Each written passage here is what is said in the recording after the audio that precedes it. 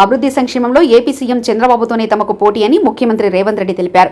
గతంలో రోజుకు 12 గంటలు పనిచేస్తే సరిపోతుందని భావించానని, అయితే ఏపీకి చంద్రబాబు సీఎం అయ్యాక రోజుకు 18 గంటలు పనిచేయాలని నిర్ణయించుకున్నానని చెప్పారు.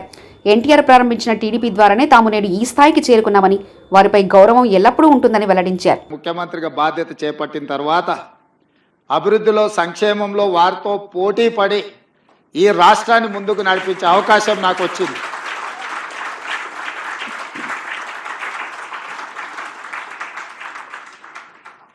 గతంలో 12 గంటలు పనిచేస్తే సరిపోతుంది, అంతకు మించి అవసరం లేదు అనుకునేవాడిని.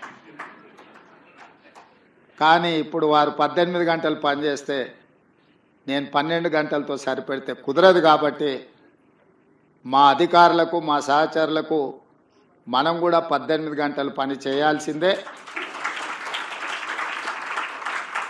అభివృద్ధి విషయంలో, సంక్షేమం విషయంలో పోటీపడి ఈ 2 తెలుగు రాష్ట్రాలు ప్రపంచానికే ఒక రోల్ మోడల్గా నిలబడాలి అని నేను భావిస్తున్నాను.